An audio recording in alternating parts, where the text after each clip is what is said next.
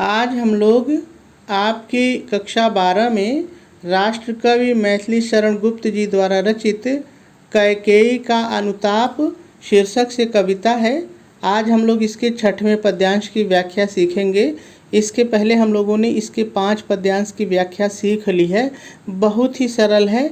यदि आप थोड़ा सा भी ध्यान देंगे तो इस पद्यांश की व्याख्या और इस पद्यांश पर आधारित जितने भी प्रश्न आपकी परीक्षा में पूछे जाएंगे उन सभी का उत्तर आप बहुत आसानी से लिख लेंगे, कहीं भी कोई दिक्कत नहीं होगी।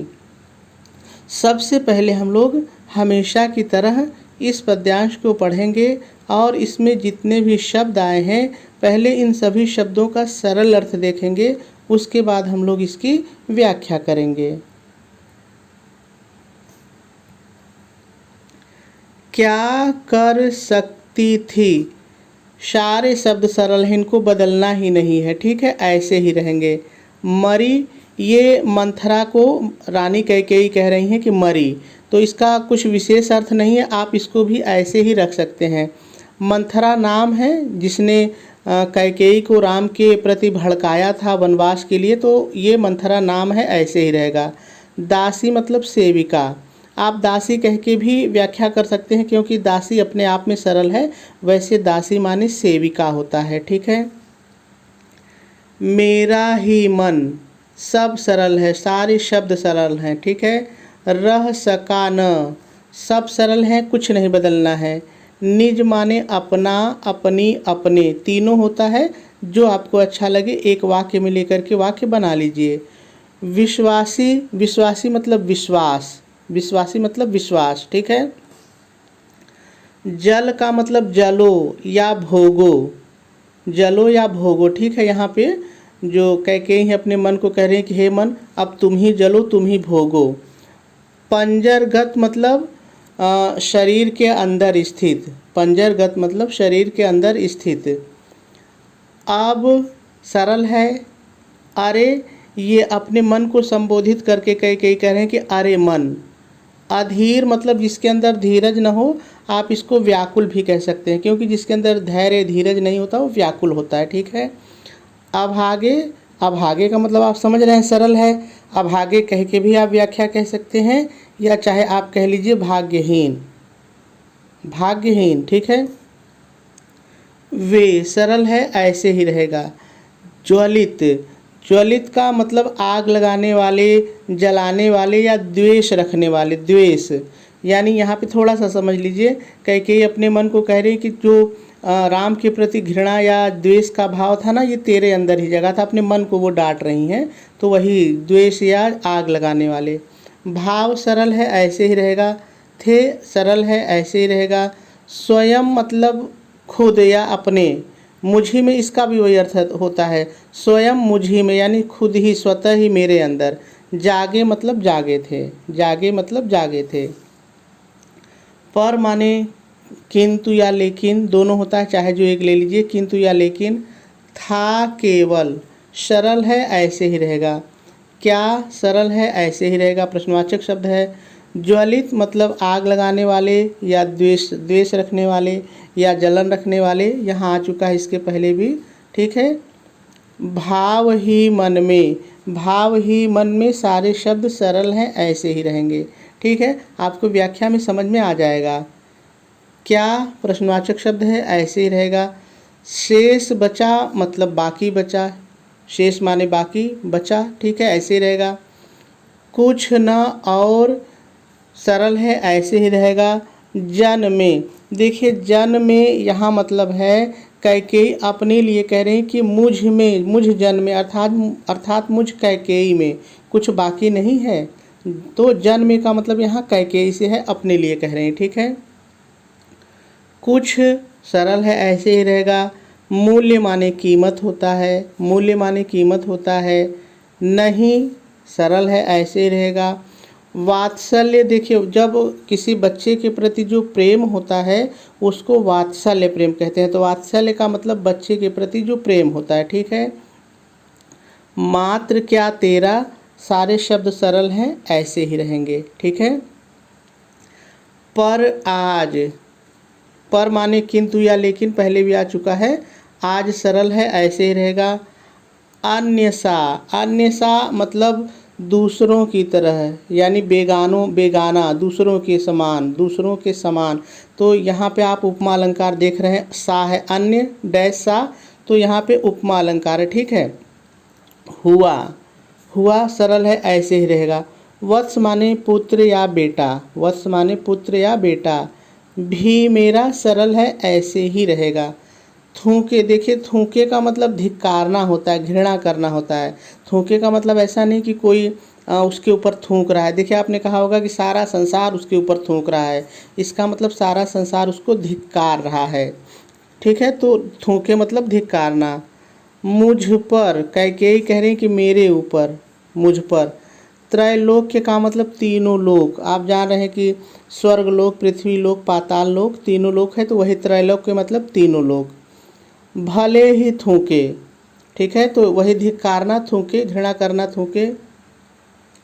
जो कोई जो कछु कह सके, देखिए जो कोई जो कह सके, सब शब्द सरल है, कुछ भी इसमें कठिन नहीं है। कहे मतलब कह ले, कहे। क्यों चूके मतलब क्यों बाकी रहे, चूके मतलब बाकी रहे, क्यों बाकी रहे। आप कहते हैं ना चूकना मत, ये काम जरूर कर लेना, बाकी न रखना, तो चूके मतलब बाकी रहना। छीने ना का मतलब यहाँ पर कोई छीने ना मुझसे, ठीक है। क्या न छीने, मातृपद, ये जो मेरे माता का पद है या माता का अधिकार है, तो मातृपद माने माता का पद या माता का अधिकार। किंतु इसके पहले भी कई आ चुका है, तो सरल ही है, ठीक है। भरत का मुझसे, सरल है ऐसे ही रहेगा। रे राम को कर दो हे राम, रे राम को हे राम, ये माता कैकेयी कह रही हे राम। दुहाई, देखिए दुहाई का मतलब होता है एकदम दीन बन कर के विनती करना, एकदम दुखी हो कर के किसी से विनती करना, किसी से प्रार्थना करना, दुहाई, ठीक है। करूं और क्या तुझसे, सारे शब्द सरल हैं ऐसे ही रहेंगे। तो सभी शब्दों के सरल अर्थ हम लोगों ने देख लिए। अब हम लोगों को व्याख्या करनी है, लेकिन व्याख्या से पहले हम लोग थोड़ा सा संदर्भ जान लेते हैं, प्रसंग जान लेते हैं, फिर व्याख्या करते हैं। तो चलिए सबसे पहले हम लोग संदर्भ लिख लेते हैं, ठीक है। आप संदर्भ हेडिंग डालेंगे, डैश डालेंगे और डैश डाल करके लिखेंगे प्रस्तुत पद्यांश हमारी पाठ्य पुस्तक हिंदी के काव्य खंड में संकलित कैकेयी का अनुताप शीर्षक से अवतरित है। इसके रचयिता राष्ट्र कवि मैथिली शरण गुप्त जी हैं, ठीक है। और आपका जो संदर्भ है वो पूरा हो जाएगा।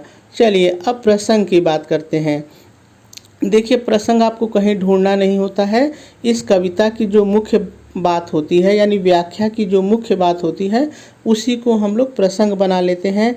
और एक कविता के कई प्रसंग बन सकते हैं, ये निश्चित नहीं होता है कि प्रसंग यही इसका बनेगा, ये ठीक है, अलग अलग व्यक्ति अपने हिसाब से बना सकता है। तो चलिए प्रसंग आप हेडिंग डालेंगे और डैश डाल करके लिखेंगे प्रस्तुत पद्यांश में कैकेयी ने राम को वन भेजने के लिए मंथरा को निर्दोष तथा स्वयं को दोषी मानते हुए पश्चाताप कर रहे हैं। और आपका जो प्रसंग है वो भी पूरा हो जाएगा। चलिए अब हम लोगों को इसकी व्याख्या की बात करनी है, लेकिन एक बार आप इसकी व्याख्या लाइन बाय लाइन ऐसे ही सुन लीजिए, फिर मैं दोबारा जब आपको एक एक शब्दों का प्रयोग करके बताऊंगा तो आपको बात बहुत आसानी से समझ में आ जाएगी, ठीक है। तो एक बार आप ऐसे ही सुन लीजिए। तो कैकेयी कहती हैं, क्या कर सकती थी मरी मंथरा दासी। कैकेयी कहती हैं कि मरी मंथरा दासी भला क्या कर सकती थी, वो तो मेरी केवल सेविका मात्र थी, वह मुझे राम के प्रति भला क्या भड़काती। आगे कहती हैं, मेरा ही मन रह सका न निज विश्वासी। कहती है मुझे ही मेरे मन के ऊपर विश्वास नहीं रहा, सारा दोष तो मेरे मन का है। जल का मतलब होता है जल या भोग, जलना जिसको कहते हैं। जल पंजरगत अब अरे अधीर अभागे। कहती हैं अरे अधीर और अभागे मन, अब तू ही जल। क्यों, तो आगे कहती हैं, वे ज्वलित भाव थे स्वयं मुझे में जागे, क्योंकि राम के प्रति वो जो द्वेषपूर्ण भाव थे स्वयं मेरे अंदर जागे थे, अर्थात मेरे मन में उत्पन्न हुए थे, इसलिए मन अब तू ही भोग। आगे क्या कहती हैं फिर आगे, लेकिन वो बाद में कैकेयी सभा में जो लोग थे उनको संबोधित करते हुए कहती हैं, पर था केवल क्या ज्वलित भाव ही मन में, लेकिन क्या मेरे मन के अंदर केवल राम के प्रति घृणा ही भरी थी, द्वेष ही भरा था? क्या शेष बचा कुछ न और इस जन्म में अर्थात इस कैकेयी में क्या कुछ और भी बाकी नहीं था? कुछ मूल्य नहीं वात्सल्य मात्र क्या तेरा कैकेयी के लिए आया है। तो कैकेयी कहती हैं कि मेरे अंदर जो पुत्र प्रेम था, पुत्र के प्रति स्नेह था, क्या उसका कोई भी मूल्य नहीं? क्यों? क्योंकि सारा जो चीज़ हुआ था वो भरत के प्रेम के कारण ही तो हुआ था। वही कह रही हैं कि क्या जो भरत के प्रति मेरे मन में प्रेम था उसका कोई मूल्य नहीं। पर आज अन्य हुआ वत्स भी मेरा, किंतु मेरा पुत्र ही आज परायों के समान हो गया है, बेगानों के समान हो गया है। तो फिर क्या थूके मुझ पर, त्रैलोक्य के भले ही थूके, ये तीनों लोग मुझे धिक्कारे, अच्छा है ठीक है मुझे धिक्कारे, जो कोई जो कह सके कहे क्यों चूके, और जो भी मुझे कुछ कहना चाहता है, मुझे कोसना चाहता है, जो भी मुझे कहना चाहता है वो कहे, कहने से भला क्यों चूके। फिर थोड़ा सा जोड़ लेंगे, क्योंकि मैंने पाप ही इतना बड़ा किया है या अपराध ही इतना बड़ा किया है। आगे क्या कहती हैं, छीने ना मातृपद किंतु भरत का मुझसे, लेकिन भरत की माता होने का जो अधिकार है, जो मातृपद है, वो मुझसे कोई मत छीने। रे राम दुहाई करूं और क्या तुझसे, हे राम मैं इस दीनतापूर्ण तरीके से तुमसे और क्या विनती करूं और क्या दुहाई करूं। ठीक है, बस मेरा जो भरत का मातृपद है वो कोई मुझसे ना छीने। अब यही इसकी व्याख्या आप सुन के भी लिख सकते हैं। तो चलिए अब हम लोग इसकी व्याख्या दोबारा एक एक शब्द का प्रयोग करके देखते हैं। आप व्याख्या हेडिंग डालेंगे, डैश डालेंगे और डैश डाल करके शुरू में पहले थोड़ा सा आपको अपनी तरफ से जोड़ के लिखना पड़ेगा। आप अपनी तरफ से क्या जोड़ करके लिखेंगे, ध्यान से सुनिए। प्रस्तुत पद्यांश में कैकेयी अपनी दासी मंथरा को निर्दोष बताते हुए कहती हैं, मेरी, अब आ जाइए पद्यांश पर, मेरी मरी मंथरा दासी भला क्या कर सकती थी। थोड़ा सा फिर आपको अपने से जोड़ के लिखना है, वह तो मेरी सेविका मात्र थी, वह भला मुझे राम के प्रति क्या भड़काती, सारा दोष तो, अब आ जाइए फिर से लाइन पर, सारा दोष तो मेरे ही इस मन का था, मुझे ही मेरे मन के ऊपर विश्वास नहीं रह सका। पूर्ण विराम लगाएंगे और आगे लिखेंगे, अरे व्याकुल और अभागे मन अब तू ही जल, अर्थात तू ही भोग, क्योंकि, अपने जोड़िए, क्योंकि वे सभी द्वेषपूर्ण भाव स्वयं मुझी के अंदर में जागे थे, अर्थात राम के प्रति वे सभी द्वेषपूर्ण भाव मेरे मन के अंदर ही उत्पन्न हुए थे। पूर्ण विराम लगाएंगे और फिर शुरू में पहले थोड़ा सा आपको अपनी तरफ से जोड़ के लिखना है। क्या लिखना है, ध्यान से सुनिए। कैकेयी सभा में उपस्थित सभी लोगों को संबोधित करते हुए कहती है, इतना अपने जोड़िए। कैकेयी सभा में उपस्थित सभी लोगों को संबोधित करते हुए कहती है, किंतु क्या मेरे मन में केवल राम के प्रति द्वेषपूर्ण भाव ही थे। प्रश्नवाचक चिन्ह लगाएंगे और आगे लिखेंगे, क्या मुझ कैकेयी में और कुछ भी शेष बचा नहीं था। फिर क्वेश्चन मार्क लगाएंगे और आगे लिखेंगे, क्या मेरे वात्सल्य प्रेम का अर्थात पुत्र स्नेह का कोई भी मूल्य नहीं था। फिर क्वेश्चन मार्क लगाएंगे और आगे लिखेंगे किंतु आज मेरा अपना पुत्र भी परायों के समान हो गया है। पूर्ण विराम लगाएंगे और आगे लिखेंगे धिक्कारे मुझ पर तीनों लोक भले ही धिक्कारे। जो कामा लगाएंगे और आगे लिखेंगे जो कोई जो कुछ भी कह सकता है कहे, भला वह बाकी क्यों रहे। थोड़ा सा फिर आपको अपने से जोड़ के लिखना है क्योंकि मैंने अपराध ही इतना बड़ा किया है। फिर पूर्ण विराम लगाएंगे और आगे लिखेंगे किंतु भरत की माता होने के अधिकार को मुझसे कोई ना छीने। हे राम, मैं तुमसे और क्या विनती करूं। और आपकी व्याख्या पूरी हो जाएगी। चलिए अब हम लोग इस पद्यांश के काव्य सौंदर्य और इस पर आधारित प्रश्नों को हल करना सीखते हैं। सबसे पहले हम लोग काव्य सौंदर्य देख लेते हैं। यदि हम लोग रस की बात करें तो इस पद्यांश में करुण रस है, और यदि छंद की बात करें तो यह पद्यांश जो है मंदाक्रांता छंद पर आधारित है। अलंकार इसमें अनुप्रास और उपमा है। कहाँ है चलिए थोड़ा सा देख लेते हैं। देखिए यदि आप ध्यान दीजिए मरी मंथरा म की पुनरावृत्ति है यहाँ पे, ठीक है। आगे और भी बहुत सारी ऐसी लाइन होंगी जहाँ आपको ये मिल जाएगा, तो आप ढूंढने का प्रयास करिए कि कहाँ कहाँ ये हो सकता है, ठीक है। आगे देखिए मेरा ही मन रह सका न निज विश्वासी, जल पंजरगत अरे अधीर अभागे। देखिए यहाँ अ की पुनरावृत्ति हो रही है तो अनुप्रास अलंकार, ठीक है। तो आप खोजिएगा, इस तरह से खोजना सीखिए कि अनुप्रास अलंकार और कहाँ है। तो पहला हम लोगों को मिल गया अनुप्रास अलंकार। अब देखिए यहाँ पर एक शब्द आया है अन्य सा, दूसरों के समान, दूसरों के समान। तो यहाँ पे जो कैकेयी है वो अपने भरत को कह रहे हैं कि मेरा भरत दूसरों के समान हो गया है। तो यहाँ पे भरत की तुलना दूसरे लोगों से, बेगाने लोगों से हो रही है। तो यहाँ पर हमको उपमा अलंकार दिखाई पड़ रहा है, ठीक है। तो ये दो अलंकार इसमें मुख्य रूप से हैं। चलिए आगे देखते हैं। यदि भाषा की बात की जाए तो इसमें परिष्कृत खड़ी बोली है।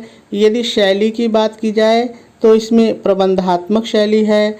गुण इसमें प्रसाद है। यदि शब्द शक्ति की बात की जाए तो इसमें शब्द शक्ति, लक्षणा और व्यंजना है। चलिए अब हम लोग इस पद्यांश पर आधारित प्रश्नों को हल करना सीखते हैं। सबसे पहले हम लोग प्रश्न की सूचना को पढ़ लेते हैं कि आखिर प्रश्न पूछता कैसे है। तो देखिए पद्यांश पर आधारित प्रश्न इसी तरह से पूछेगा, आप भी मेरे साथ पढ़ लीजिए। उपर्युक्त पद्यांश को पढ़कर निम्नलिखित प्रश्नों के उत्तर दीजिए। और आपकी परीक्षा के पेपर में इसी तरह से 5 प्रश्न रहेंगे। वो 5 प्रश्न इनमें से भी आ सकते हैं, अलग से भी आ सकते हैं, क्योंकि एक ही पद्यांश पर बहुत सारे प्रश्न बनते हैं। लेकिन यदि आपने संदर्भ, प्रसंग, व्याख्या और काव्य सौंदर्य इन 4 चीज़ों को अच्छी तरीके से समझ लिया है तो सभी प्रश्नों के उत्तर को आप लिख लेंगे, कहीं कोई दिक्कत नहीं होगी, क्योंकि सारे प्रश्न इन्हीं 4 चीज़ों पर आधारित होते हैं। तो चलिए हम लोग क्रमशः एक एक प्रश्न को पढ़ते हैं और इसके उत्तर को भी जानने का प्रयास करते हैं। तो पहला प्रश्न है, प्रस्तुत पद्यांश में कैकेयी की किस विवशता को प्रस्तुत किया गया है। तो बहुत ही सरल है। देखिए यदि आपको थोड़ी सी भी व्याख्या मालूम हो तो आप वाक्य बना के लिख सकते हैं।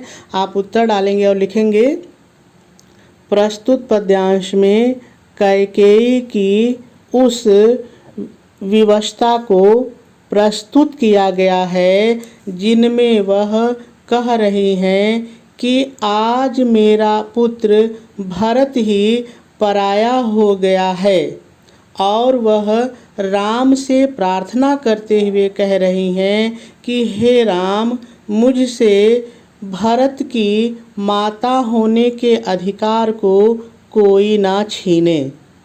पूर्ण विराम लगा देंगे और इसका उत्तर हो जाएगा। प्रश्न 2 कह रहा है, पढ़ लीजिए। कैकेयी मंथरा को निर्दोष बताते हुए क्या कह रही हैं? तो बहुत ही सरल है, आप लिखेंगे कैकेयी मंथरा को निर्दोष बताते हुए कह रही हैं, मंथरा तो नौकरानी मात्र थी, वह भला मुझे राम के प्रति क्या भड़काती, सारा दोष तो मेरे मन का ही है, जिस पर मुझे खुद ही भरोसा नहीं रहा। ठीक है, पूर्ण विराम लगा देंगे और इसका भी उत्तर हो जाएगा। अगला प्रश्न है, कैकेयी अपने कर्मों पर पछताते हुए क्या कहती है?